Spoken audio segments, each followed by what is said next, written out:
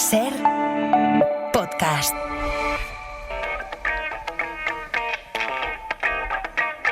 Cuatro y 43. ¿La hora bruja o qué? ¿Qué quieres decir? ¿Has dicho y 33? ¿Me ha parecido? No. ¿He dicho y 33? No, es que no lo sé. Es que quería que fueran y 33 Ah, para vale. tener más tiempo para hablar con que Félix igual lo he oído Martín. yo mal, no lo sé. 4 y 43. Félix Martín, ¿qué tal? Hola, buenos días, chicos. Disculpad, no sé qué pasa hoy con las comunicaciones. Bueno, Estás, como dice Roberto, estás en la Soyuz, ¿no? Bueno, vamos a hacer lo que podamos, Félix, porque verdaderamente tenemos muchas ganas de hablar contigo hoy, porque, bueno, con ocasión de esta semana especial, vacaciones para muchos, teníamos planteado un juzgado de guardia diferente, enfocar el juzgado como una conversación sobre la mujer y la justicia. Y es verdad, Félix, que destacas que la justicia se representa como una mujer, pero es verdad que muchas mujeres perciben o percibimos a veces a la justicia como un poder muchas veces alejado de nosotras. Así que esta es la charla que nos propones para hoy, ¿no, Félix? Pues la verdad, Adriana, que me apetece mucho tener esta charla contigo, con vosotros. Y ojalá sirva, aunque con menor calidad de sonido, para que este debate que podemos tener nosotros tres ahora, bueno, quien se anime, pues también lo puedan tener los oyentes en sus casas cuando nos escuchen ahora o en podcast. Sí, yo también me parece muy interesante, tengo muchas ganas de escucharte, así que vamos a empezar con la mujer en la justicia. ¿Qué planteas? Pues yo creo que planteo una pregunta y es: ¿cómo percibes tú, como periodista, como mujer, Adriana, la relación, y no te cortes, entre la justicia y la mujer? No te cortes, dice un fiscal, ¿vale? Esto es un poquito así. Mira, si tuviera que decirte, diría que si a mí me haces un dibujo de una toga o me enseñas una foto de una toga, la asocio con un hombre. Claro. También te tendría que decir que es verdad que en los últimos años percibo que hay muchas más abogadas. Pero también te tendría que decir que sigo pensando que las mujeres tenemos cierta desprotección con algunos temas y que no paramos de verlo recurrentemente en los medios de comunicación. No sé si te ha gustado mucho mi respuesta, pero he sido del todo sincera, Félix. Puedes decir que no, Félix. Creo que me parece lógica, y además es que habéis apuntado, a ver lo que pensáis, en 3 puntos distintos, A ver. ¿vale? Uno es un punto, el primero, que es la posición de la mujer en la justicia como operadoras jurídicas, es decir, como juezas, como fiscales, como abogadas. Sí. Ese es un punto. Y ahí, si me permitís, vamos a profundizar en este. Venga. Aquí es donde yo creo que podemos consensuar los tres que ha habido un avance tremendo. Recopilemos cosas que hemos visto en otros juzgados de guardia. Vale. La incorporación de la mujer a la carrera judicial y fiscal no se produce, fijaros, hasta 1966. Si recordáis, se decía que es que había que tener un temple específico que se suponía que no tenían las mujeres. Fijaros qué estupideces. Es tremendo esto. Tremendo. Sin embargo, el acceso real no se produce sin obstáculos hasta la Constitución del 78. Y luego podemos distinguir 3 etapas. Una primera, de 1980, década de los 80 y de los 90, donde en el ámbito de la carrera judicial y fiscal se produce un aumento muy grande del número de opositoras que acceden a estas carreras y, por tanto, aprueban y acceden a sus primeros destinos. Década de los 80 a los 90. Segunda etapa, 2000-2010, que es donde entro yo en la carrera, en esta etapa.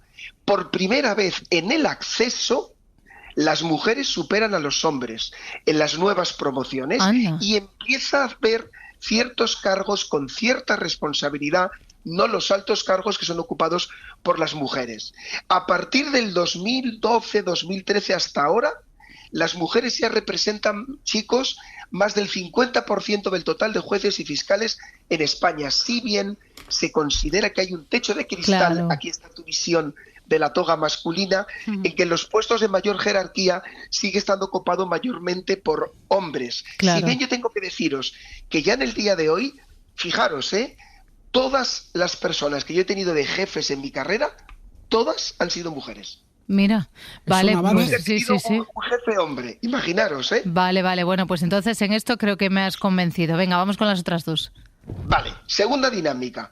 como demandantes, vosotras las chicas, las mujeres, como demandantes de justicia en igualdad de condiciones con los hombres, en materias que os preocupan como mujeres. Estoy hablando de dos: divorcio y salud sexual y reproductiva. Aquí, a ver si estáis de acuerdo conmigo, diría que hay un notable alto, pero hay que estar muy vigilantes. Lo que está pasando en el mundo los últimos años nos hace darnos cuenta, creo que lo podemos consensuar los tres, que puede haber retrocesos en cualquier momento y que los avances no son permanentes. Por tanto, tenemos que estar siempre ojo a visor. No sé si lo compartís también. Desde luego, ojo a visor con los derechos que creemos conquistados, que podemos volver atrás en cualquier momento, ¿no, Félix? ¿A esto te refieres? Efectivamente. Y habría un tercer campo, que es como víctimas de determinados delitos, que además sois víctimas invisibles, es decir, sufrís un delito de manera mayor que un hombre en determinados delitos y además sufrís una doble victimización porque hay un machismo estructural que impregna vuestra propia condición de víctima. Estamos hablando de los delitos contra la libertad sexual. Vale. Este sería el tercer campo donde sí creo que hay más que mejorar. ¿Me permites, Adriana, que ponga 4 cifras? Por favor, me encantaría, porque además esto refrenda lo que estás diciendo cuando muchas personas lo contradicen y dicen, no, pero qué machismo, ¿de qué me estás hablando? ¿De qué delitos? Danos los datos. Pues los datos oficiales del Ministerio del Interior o de la macroencuesta de violencia sexual.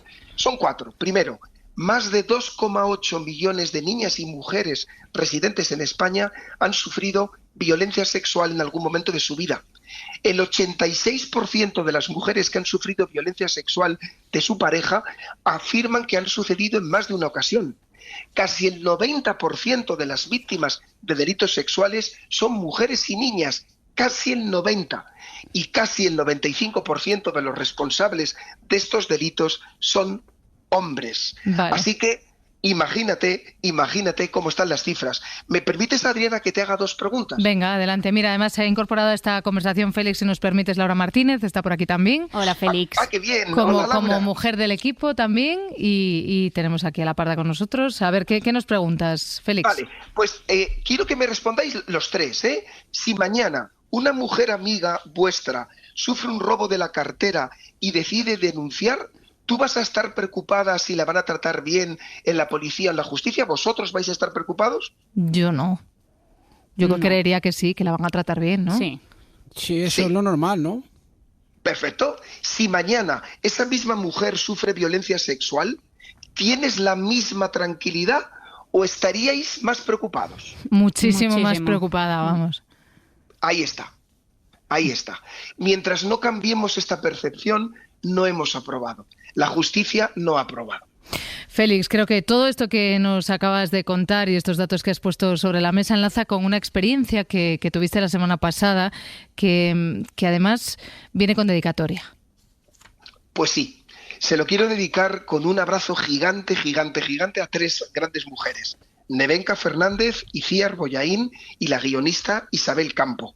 Y tengo la necesidad de compartir con vosotras que la semana pasada viví personal y profesionalmente una experiencia que creo que me ha marcado.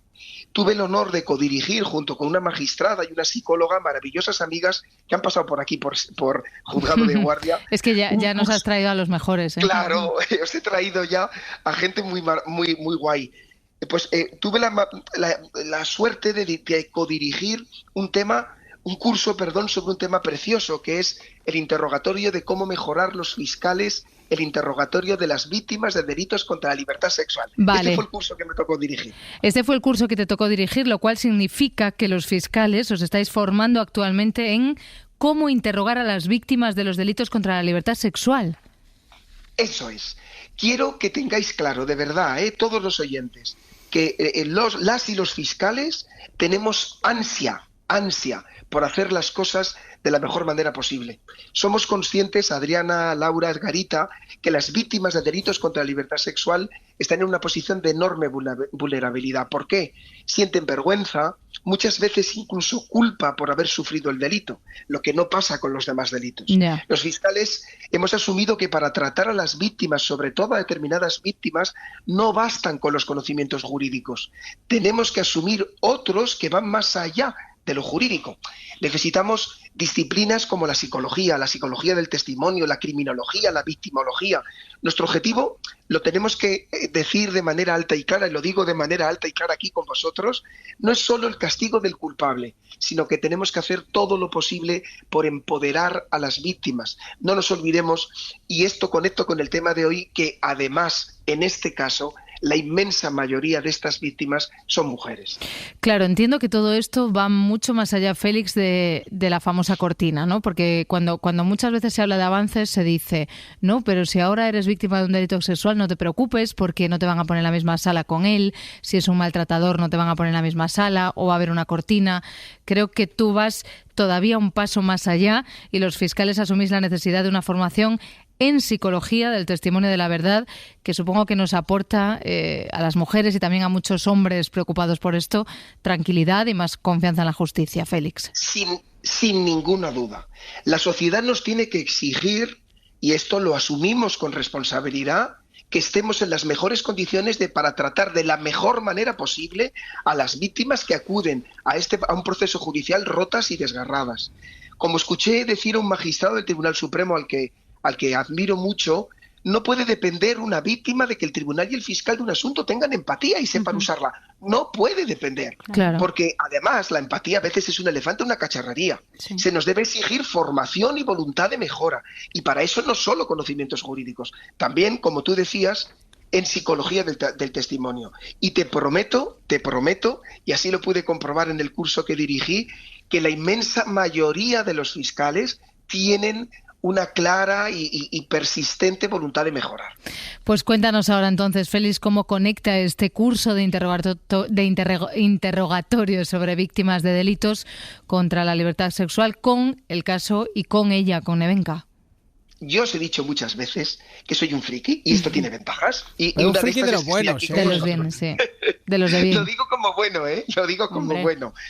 Vale, pues yo os he contado que casi todos, esto le va a gustar mucho a Laura, sí. Casi todos los martes voy al cine, ya lo sabe, con mis mejores amigos, y esto lo he convertido en una tradición muy bonita de mi vida cotidiana.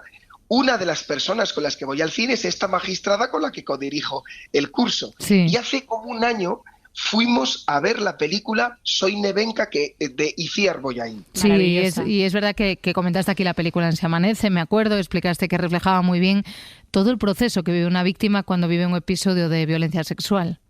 Efectivamente, la película es magistral. Lo que no os conté ese día, porque me daba vergüenza, es que al salir del cine fantaseé con mi amiga la posibilidad. Dije, oye, ¿y si para el curso que codirigimos no intentamos traer a Iciar Boyain, vemos la película e incluso, fantaseé más, a Nevenka? Mi amiga, pues claro, mi amiga me dijo, tú flipas en colores, ¿vale? Gracias a mis amigos de Se Amanece, conseguí el correo electrónico del representante de Iciar Boyain. Y decidí escribir un correo electrónico pensando que con lo ocupada que estaría pues esta señora, pues una gran directora de cine, sí. Pues diría, este chico que sueñe en colores. Pero te contestaron, hay que apuntar alto. Te contestaron, Félix, por lo que cuentas hoy. Me contestó al día siguiente. Vaya. Vale, te contestó.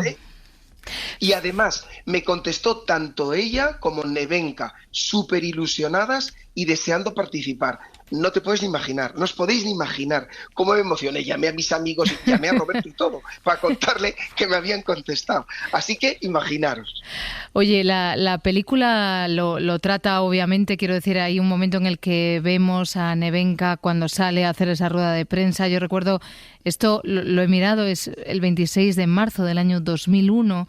Claro, a mí me marcó mucho esa declaración de esa chica, en aquel momento una concejal muy joven, de un ayuntamiento además en Ponferrada, cercano a Galicia, yo era adolescente. Pero una de las cosas que más me indignaron de todo esto y que entronca mucho con el tema del machismo de la justicia que traes hoy es el trato que la justicia dio, Félix, en concreto el fiscal a Nevenka en el juicio. Esto fue impresionante, o sea, nos dejó a todas... Nos dejó a todas muy descolocadas, a todas y a todos, quiero pensar, la propia rueda de prensa de Nevenka, lo que estaba sucediendo en ese ayuntamiento, algo que teníamos interiorizado como que era habitual que ocurriese, al menos en mi entorno, pero el trato del fiscal fue decir, ¡buah, otra vez! ¿Para qué lo has contado? ¿Por qué te has puesto ahí? Totalmente.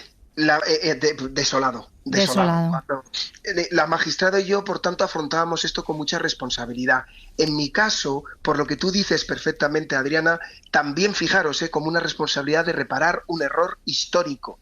Teníamos la oportunidad, a través de este curso, de manera, simbólica, de reparar un daño a una mujer muy valiente. Teníamos el deber de hacerlo y yo podía poner mi grano de arena a ello, ¿no? ¿Qué lección más bonita de la vida que tener a Nevenka de la mano de una de las cineastas más importantes de España, dando formación a los fiscales para que lo hagamos mejor, para que no haya ninguna otra mujer que tenga que convertirse en heroína en ningún tribunal? Qué bonito fue eso, ¿no? Cuando el curso se acercaba, empecé a vivir cosas muy bonitas que quiero compartir con vosotras. Me empecé a dar cuenta que había mucha ilusión en muchos de mis compañeros, porque sabían que iban a compartir esto con Nevenka. Empecé a percatarme de una energía que querían hacer de la Fiscalía y que quería servir de abrazo y de petición de disculpas sinceras al mismo tiempo para Nevenka, ¿no? Félix, yo creo que estoy segura, que lo conseguisteis, que fue una manera de reparar aquel daño. Creo que también sería muy bueno para todos los fiscales escucharlas a ellas, escucharte a ti, y qué pena que no nos quede más tiempo hoy por todo lo que ha ocurrido con la tecnología, pero gracias de verdad por compartir este ratito de charla con nosotros, Félix. Gracias a vosotros y disculpad las molestias. Un abrazo. Adiós, Un abrazo fuerte.